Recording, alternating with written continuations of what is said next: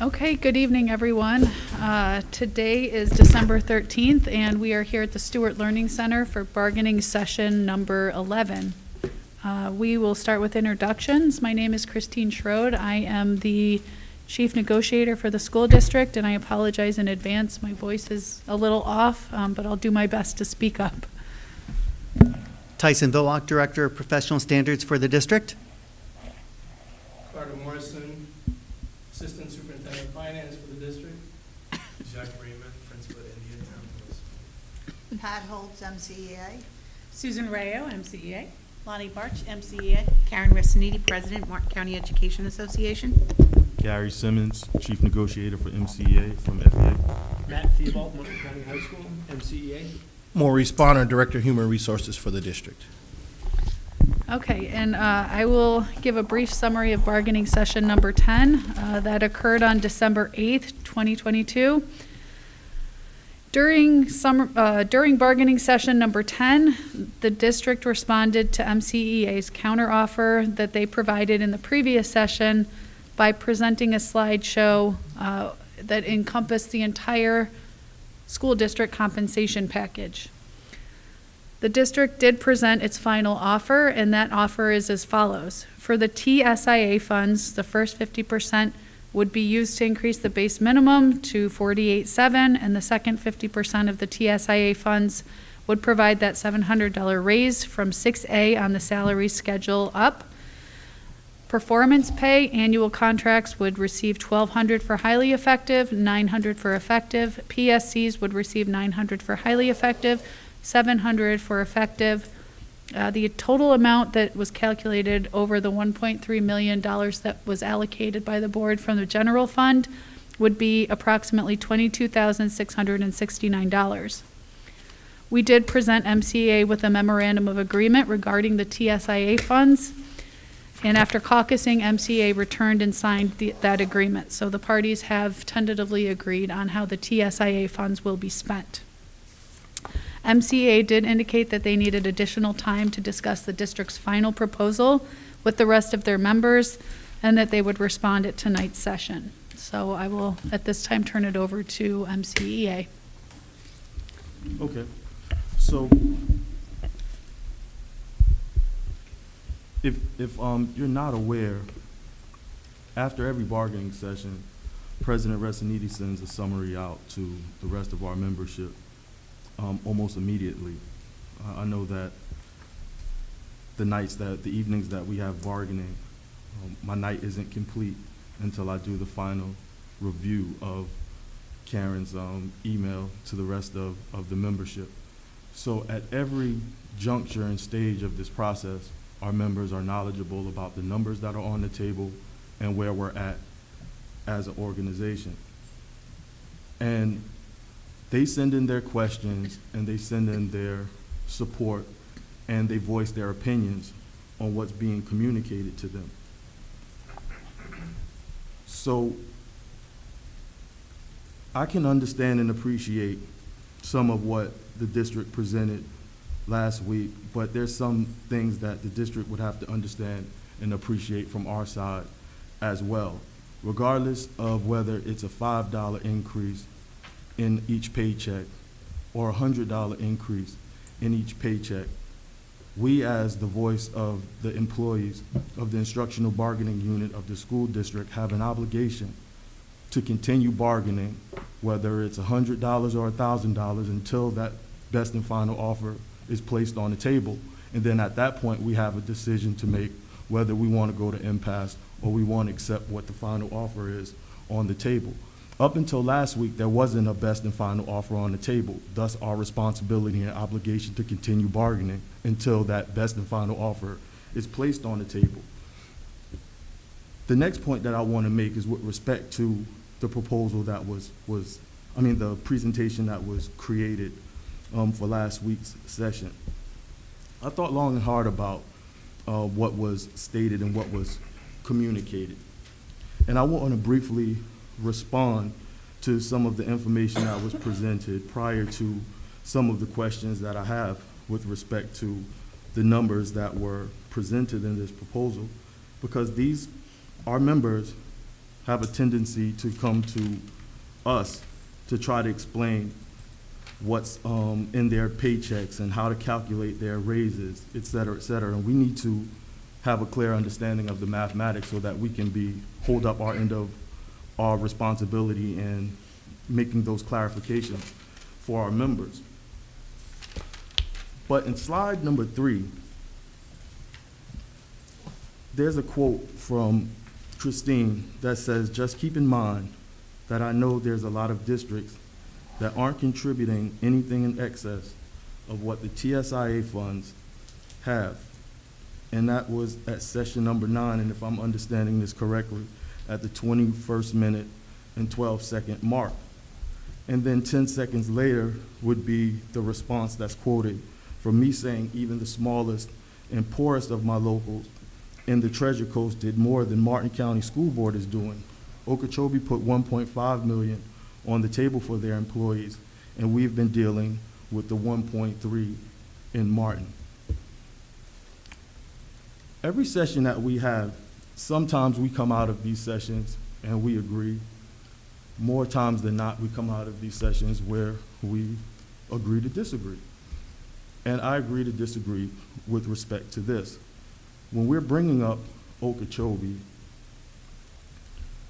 and I'm stating that the smallest and the poorest of my locals in the Treasure Coast did more than Martin County, the district response is with respect to dollar for dollar. And that's not what my intention was, to have a dollar for dollar conversation. It's the theory in which they placed the money on the table. And forgive me if my recollections are a little bit hazy, because as I stated on record plenty of times, we only had one discussion in Okeechobee with respect to salary. We finished in one night. So when we look at it, something that you said, Christine and Tyson, was very significant, and I agree with it, that it's all in a context. And in this presentation, some of that context was missed. Specifically, the amount of employees that we have in Okeechobee County in relation to the amount of employees that there are in Martin County. So at the beginning of the bargaining process with Okeechobee, we have to get their date certain information, just as we get the district's date certain information. Okeechobee had 428 instructional employees at the beginning of the school year, 428. Martin had 1,019. The base minimum last year in Okeechobee was $46,325. The base minimum last year in Martin County was $47,500. The difference between the starting salary last school year in Okeechobee and the starting salary last school year here in Martin was $1,175. The base minimum in Okeechobee this year is $48,000. The base minimum here in Martin is $48,700. Now, the difference in starting salaries from last year to this year went from $1,175 difference to a $700 difference. They closed the gap by $475. Thus, why I stand by the statement, even the smallest and poorest of my locals in the Treasure Coast did more than Martin County School Board is doing. Because again, they only received $500,000 from TSIA. And what they did was they matched that $500,000, put $1 million, and then put an additional $500,000. So when we're talking about Martin County School Board proposal currently includes $1.5 million from teacher salary increase allocations, what you got from teacher salary increase allocations is the totality of their entire economic package. So if we were really going number for number, you would be putting up 3 times the amount of money in TSIA that Okeechobee was. And again, that's by no means what what MCEA was asking for in our proposal. Our last proposal simply asked for $200,000 more to match the TSIA funds. So when we put it in a proper perspective, we have more employees that scored highly effective than Okeechobee actually has on their instructional payroll. So I think that that's very, very important to to add to the conversation that particular context, and to not be theatrical and try to go tit for tat. But I just think that the record needed to be clarified on that. We weren't asking for an astronomical amount. We were justifying the $200,000 that we asked in the increase. And then finally, when we're talking about it's hard to move off the 700, when we're combining that with the 1050, so they're not even at 11,000, all we're asking is for them to be taken care of. And then we have this graphic with the numbers. The number that we have indicated, the $700 under salary raise, is not accurate because we were responding to the district's proposal to take that 700 and turn it into 300. So we were content with the 700. That's the reason why we signed off on the TSIA last week. The 700 was never a problem. It's that when we were trying to increase the amount in pay for performance, the district took the money, took the 700 to pay for it by reducing that from 700 to reducing it to 300. So that's what we were saying in respect to that. So that salary raise column that says 700 is not what I was attempting to articulate. We were responding to the fact that that 700 across the board for those that are on 6A to the end of the salary schedule was reduced from $700 to $300 to increase the pay for performance numbers. So I just wanted to clarify the record because with respect, again, I said at the beginning, some things that we agree with, some things that we could respectfully disagree with. But when we look at slide number 14, where it breaks down the MCSD total compensation package, the MCEA total compensation counteroffer, and the difference in the paychecks, et cetera, like that makes sense. I don't know why we didn't just lead with that part of the conversation and leave the pot shots out of the presentation. Because if the district was saying, we understand your proposal, but the proposal that you made to increase by $200 for 1 to 5 and up to $85 for the group that you're trying to close the gap on, it equates to less than $3 per paycheck. So that's the reason why. But I just thought that when we did our ground rules that we were going to avoid the theatrics and the pot shots, but I just felt that out of all of the previous slides, that slide made the most sense in bargaining with respect to bargaining. So as I stated at the beginning, there's some questions that we have because we want to be able to, we have an obligation to bargain in good faith. And part of that obligation to bargain in good faith means that if we tentatively agree to any proposals that comes across this table, that we have to stand behind that proposal. We have to sell that proposal to our membership. We have to offer a confidence to vote yes in favor for that proposal. In order for us to successfully do that, we have to be able to explain the district's mathematics, because a lot of people viewed last week's session. So if we can go to slide number 15, I just have a couple of questions with respect to how we got to those percentage points, those percentage figures on slide number 15. And while you're turning to that, that was the reason why I was requesting a digital copy of the presentation. It wasn't for any ill intent, for lack of a better word, but when you go to this, to slide number 15, and it says at the bottom, the data reflects increase over 2021, 2022 total compensation. The pink columns represent comparison without using the millage stipend. The green columns inside include the millage stipend paid during both years. Mine's is pink and others like a purplish. So I was just trying to make sense of what was there prior to consuming all of our time asking questions in this session. So if we can begin with that. The first question that I have with respect to slide number 15 is, how is the salary and performance pay minimum raise calculated? So for that 3.6, How did we calculate that 3.6? So, first of all, thank you for everything that you're sharing. It's very helpful to know that this chart was particularly helpful Right, it was. to you guys. That's good for us to know as well. So the 3 rows of employees on that chart represent little carve-outs just kind of as benchmarks because we have the 90 slots. So in the row that says second year highly effective, the salary and performance pay is $1,200. Don't have the numbers right in front of me. I believe I'm correct. 12.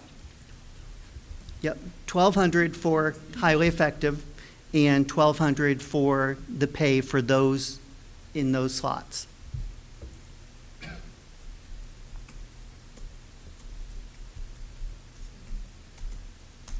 So it's the TSIA and the pay for performance. Yes, and because second-year highly effective teachers may be on different slots, that's why there's a difference in what that percentage raise would be for some compared to others.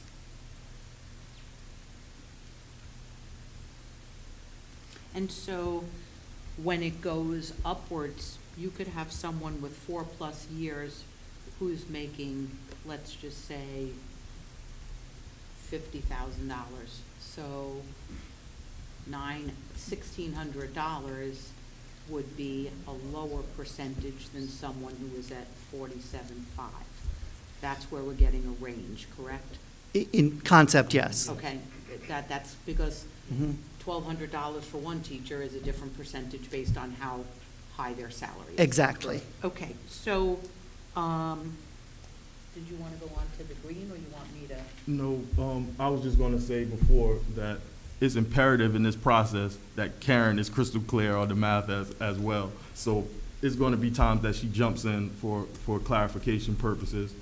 We go on and on about this for hours. Some days she understands, some days I can't even keep up, and then it's vice versa. So please entertain questions coming from Karen and I with respect to slide Absolutely. 15. And sometimes it's helpful. I'm not a numbers guy, so sometimes it's helpful if I try to respond because I'm answering at a 3rd grade level.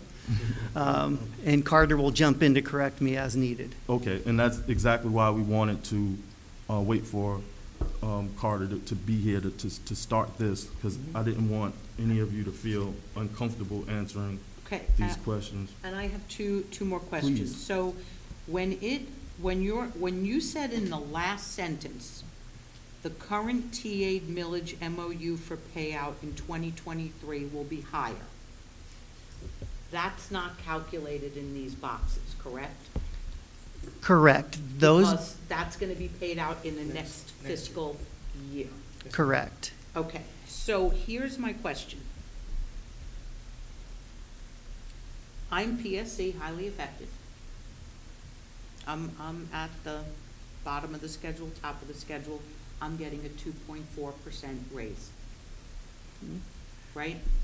Potentially, Potentially, yes. with the 700 plus the 900. 1,600 is 2.4% of my current salary. Yes. Okay. In the first line, it says the data reflects increases over the 21-22 total compensation. So if my millage was 78 in 21-22, and my millage was 7,800 in 22-23, where are you coming up with a percentage increase between 14 and 20.8%? So I have an example.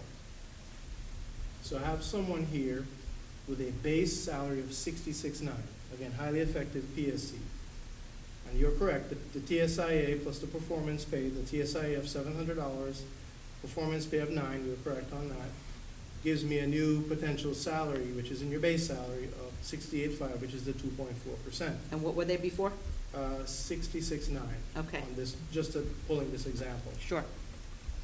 The millage paid so far in 22-23, which does not include the December true-up. true-up that's coming, of $7,800, gives this person a total amount received of $9,400, which includes the $1,700, the the 9, and the 7. That's a 14.1% increase. That's where we got these ranges from. And you're correct, we could have a fixed dollar amount, but depending upon the amount that you're taking it against, that's why Right. you have a different percentage. Right. But the line says that the data reflects the increase over 21-22. And if I got 7,800 in 21-22 and 7,800 in 22-23, the Right. only additional compensation that I'm getting is 2.4. Because these numbers will not match. I've done it every which way, and they don't match. Because if you when you take a percentage, like I just said, if you take $1,200 and you base that on $48,000, right, that's gonna be one percentage. If you take $1,200 and put it on $60,000, your 1.8%. percentage, your Looking at it. percentage goes lower. Right. So when teachers are looking at this, and it says that the raise is over what they had in 2021, really, that's kind of an illusion, because the percentage that, the difference between 7,800 and 10,050 is like 23%.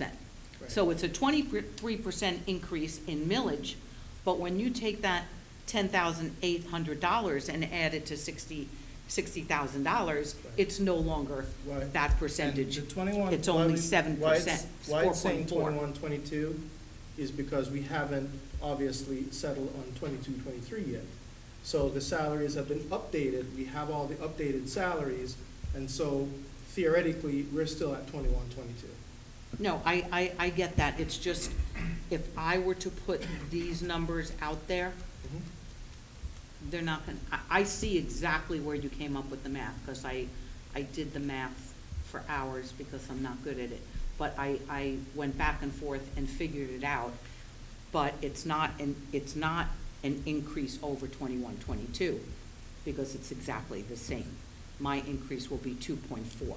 But your millage amount, as you just stated, is going to be higher for sure. Correct, and there will be And- something to add to that, and I use those numbers first, and when I use those numbers first, it came out to 7.3, which is, again, a far cry from 20%. We just want to make sure that our members understand this, because they found your slides very interesting.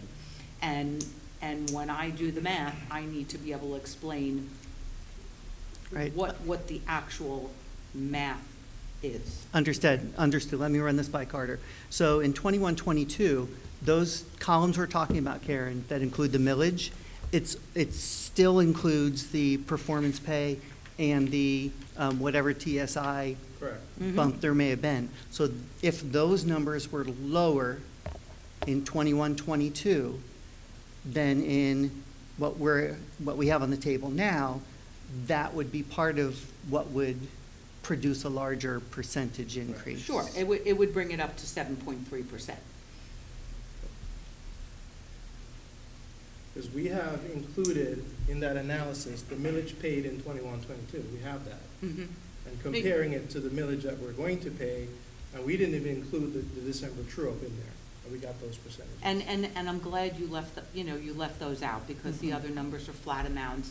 Right. I'm just, when you do an increase, you don't do the percentage based on 7,800 going to 10,050, because that's 23 or 29%.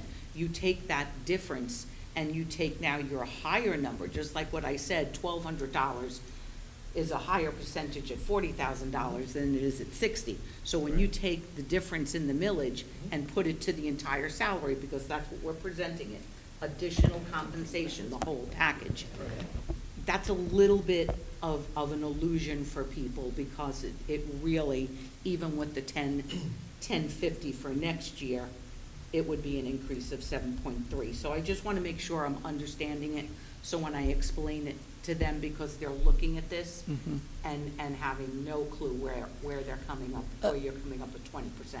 And to assist with that, just so all our stakeholders know, this is why it's so difficult to speak in percentage raises today compared to 10 years ago. So much more complex. And that PSC, highly effective group, is a large group that's just boiled down to one row there. So it wasn't meant to like give a crystal clear picture for every employee, but hopefully is accurate based on the math for kind of those ranges or examples of employees. Oh, yeah, because even when I was explaining today, you know, when you talk about starting salary goes from 1A all the way to 5C, and some people are professional services, some people got effective. So that's why there are ranges, because you don't know where they are. Right. And then that's why there is a big discrepancy with the 14% and the 20.8%, even though it really isn't that high if you do the math the way I did it, based on your entire salary and not just the difference. There's such a disparity with those numbers. So I just wanted to make sure that I was clear on that, because the teachers were really thrown off about that 20%, taking 20% and adding it to their current salary with millage. They're not understanding that 20%. You understand what I'm saying? Yes. Oh, okay. Okay, great. Okay. Good job, Karen. So, just a couple more questions, just for the record. So, thank you, Tyson, for explaining how the salary and performance pay minimum raise was calculated. So, in the same vein, for those who may watch this session later on this week or next week, how is the salary and performance maximum raise calculated? That's So- pinkish column? Right. So it's the same calculation, but because there are employees in different slots on the salary schedule, those who had a smaller kind of baseline, and then applying this year's proposed additional funds to it, produces that higher end maximum raise percentage. And for the record, because the way the salary schedule is right now, we actually had to go in and do slot fixes to slot them into those particular slots on the salary schedule. So that also includes some slot fixes that we're doing. So the millage minimum, how was that calculated? The millage minimum is based on what was already paid in September of this year, the 7,800, the amounts that we're paying for 22-23. Okay. And respectfully, the maximum? The 20.8%? Yes. It's the same thing. It's those employees that's in that range that were on a different slot that started with a lower baseline is going to demonstrate a larger percentage. From what I'm seeing is mostly your people who are 47.5, just as a general comment. Okay. Anybody else from the team have any more questions with respect to 15? Nobody else? Questions down there? So if there's no more questions, I would respectfully request to caucus 5 minutes, 5 minutes or more, just to discuss whether or not any of this information changes our discussion previous to coming here today. Absolutely. All right. Thank you.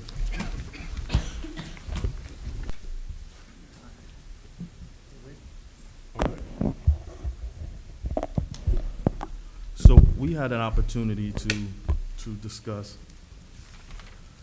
the district's proposal that's currently on the table, again briefly. And it pretty much comes down to slide number 14.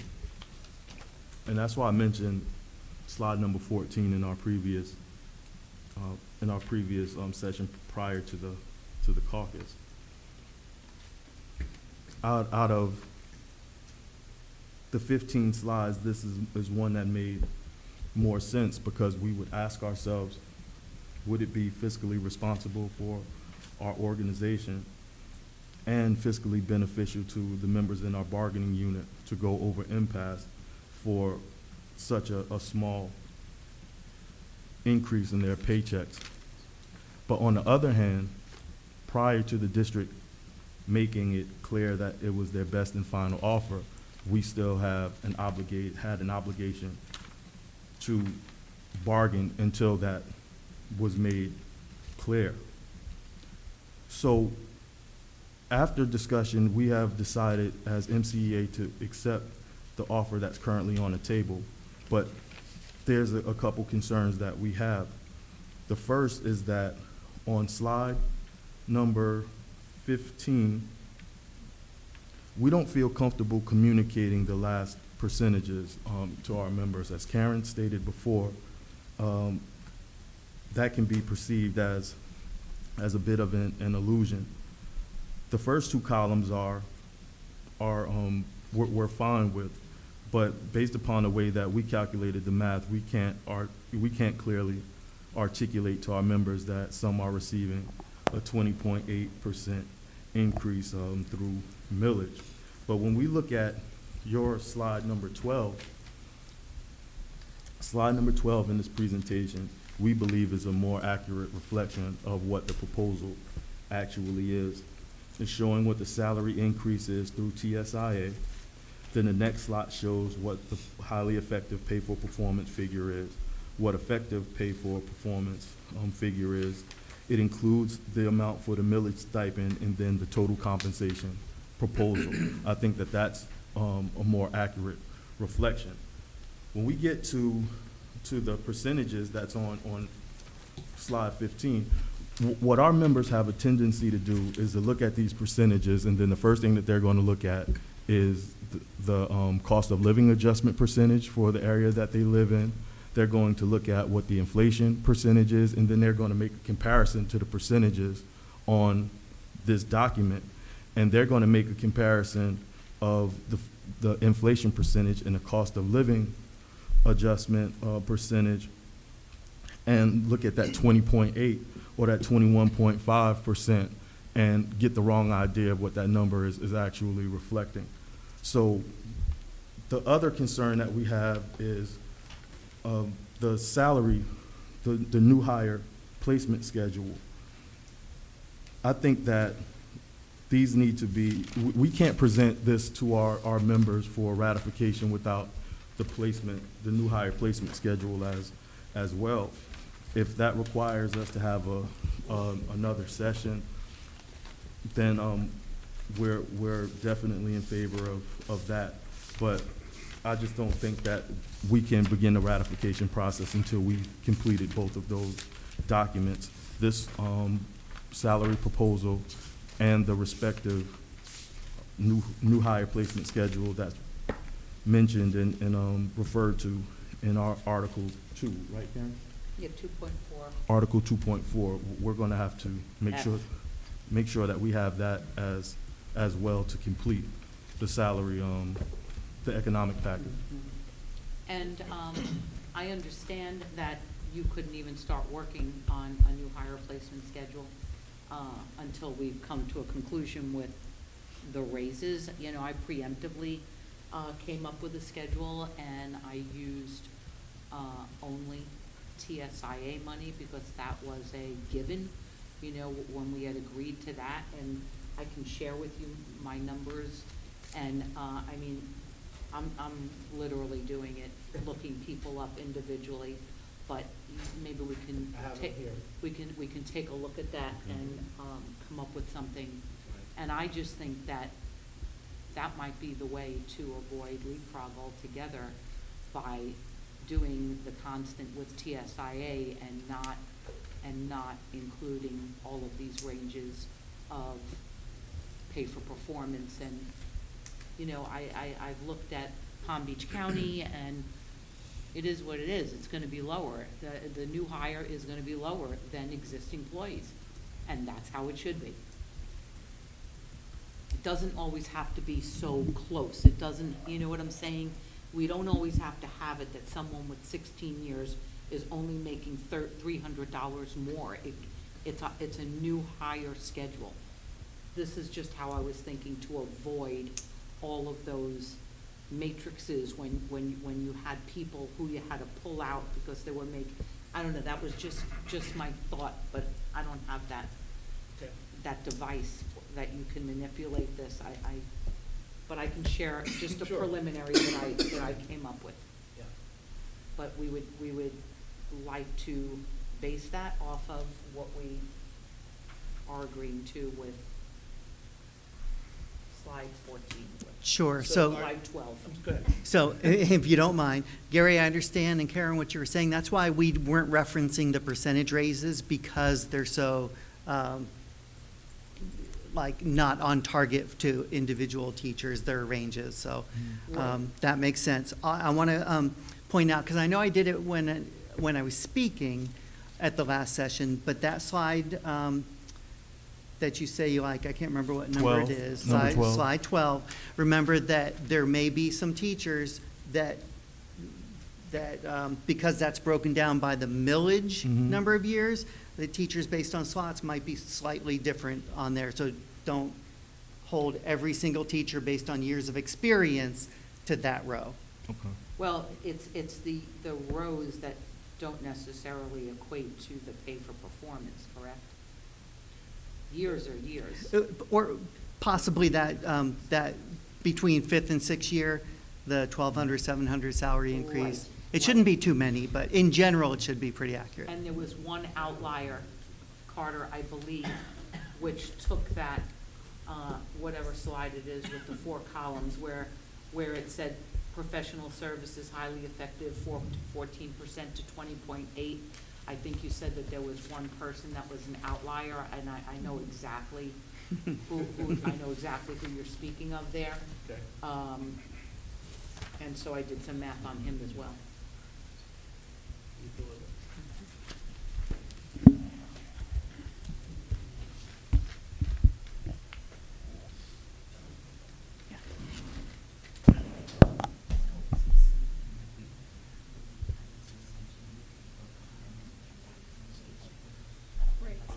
So, so for purposes of moving forward, I understand you want to see the new salary schedule. Is that what I'm hearing? Well, it's not- New hire, It's an initial placement schedule. the initial And- placement. And years ago, Christine, when you plugged in the raises, it automatically configured. It was one document, basically, and it was only until, right, correct, Yeah, TSIA, it was that, easy. Just that it put 'em in became or different. Step And them or whatever you're doing. But with the TSIA, the implementation of the TSIA, we now have compression, we got stuff fixing, Right. there are all kinds of stuff to kind of fix the schedule in a manner that it has some consistency to it. yeah, normally, we would be done, but because we're not done, because we have to figure out a placement schedule, I So- don't so- know how to proceed. So Well- moving forward, what I would suggest is perhaps an MOU referring to that placement schedule that we can look at. I don't know how, No, I don't want to do an MOU because that could be a separate vote and it goes into the contract. okay. So one suggestion that I can make is I'm actually did it last week and we conclude this week. But what we've been able to do is work in collaboration in what we call a workshop to work out, we can work out the initial placement schedule in theory in a workshop. And then once we have that theory agreed upon or in principle on both sides, then we can call another session to present it officially and sign off on it. So that I'm clear, Mm-hmm. you're not saying then that your tentative agreement on the rates for highly effective, AC, PSC, et cetera, are contingent upon the salary, the initial placement schedule completed? Not You con- wanna you're treating that as a separate item to be finished up, so we can wrap everything up? Correct, And because, voted on, yeah, and it ratified. needs to be. Okay. Not as a separate MOU because it Right. is No, for we the don't. year. Okay, And okay, it that looks makes like sense every then. single year, we're gonna have to come up with a new one anyway. Right. Maybe I've helped the process a little bit from the perspective of, I've taken the current base salaries and added the performance pay and, the estimates of what if we agreed upon, how we would fit that into the existing schedule. And I know that some work was done through HR on the placement schedule. I did a lot, but I had gotten sick. So I think we're probably about 90% there already, so it shouldn't be too difficult to get there. Well, what I noticed is because there's so much compression and we're gonna be at 48.7, right? Right. And the highest is 68.9 or something like that. Right. It's not that much of a difference to spread out over 25, over 30. In my opinion, we should do what they're doing in Palm Beach and make 25 years the most that you can come in with rather than 30, because if we have, Palm Beach's salaries go from 49 to 85,000, 90,000. So, you know, if they would have more room to spread it out over 30 years. We don't have much room. So you're saying redo the entire schedule? I'm I saying, just fixed it. but this is, it is what it is. I'll give you what I have. It's All right. just a thought We'll take a look to at it. cap it at 25. That's, you can take a look at it. Sure. And so in my thoughts, when you take away a couple of those slots, you're creating more of a separation, and then you're not gonna have the leapfrogging. That's how I looked at it. So, something to keep in mind, which is we're dealing with the same thing with your brothers and sisters in AFSCME. With their contract, you're capped at 10 years, bringing in experience. So. Step 10. Step, 10, which is 12 years. 11. There's 11 years of 11 experience, yeah. yes. So if Tyson and I have the same years of experience, right? He comes to work here, he gets capped. I go to St. Lucie County, I get all my years of experience. So that's why we're having some difficulty, you know, with bus driver and that sort of Right. thing. But we don't have to have the same I'm not saying that salary. this pertains here, but Right. it can create an issue. Understood. That's how I ended up in Martin. Martin gave me my years, Palm Beach didn't. So, next steps? So how quickly do we think we can get this worked out? Just email me what you got and we'll have a workshop or whatever you Yeah. call that. or- Okay, I'll send you a starting point. Okay. And like I said, I based it off of the 1,200 and 700. Okay, I thought that might be easier way to do it. all right. And what about, I mean, timeframe do we want to put another meeting on the books, Yeah, or? let's put it- Well, what How- kind of availability you have, who's gonna be involved, give me an idea. Because you've come down to finance before, or we can do a Zoom, or what are you thinking? Zoom is good. Okay, so we can do that, and then, in principle, have some agreement, we obviously have to share it with the board, Mhm. Bring it back here. Okay, Right. And then, yeah, I think that's what, like I said, this is different. We've never really had to do this, but we do have to do it. okay, so are we looking at after the winter break at this point? I mean, we don't have another board meeting yeah. or an executive session. Yeah, either one is good for me. Okay, well, we'll talk about Actually, yeah, scheduling. Well, after today's the break. Tuesday. I'm gonna send you my piece of paper, Okay. probably when I get home, Okay. so that you can just Okay. look at it Okay. and get a feel for where I'm looking. Okay. And again, all I was doing is pulling this person. Right. Okay, so I think we're concluded for tonight. I want to thank everyone for coming, and we're very glad we're at this stage right now, so that's it. Thank you.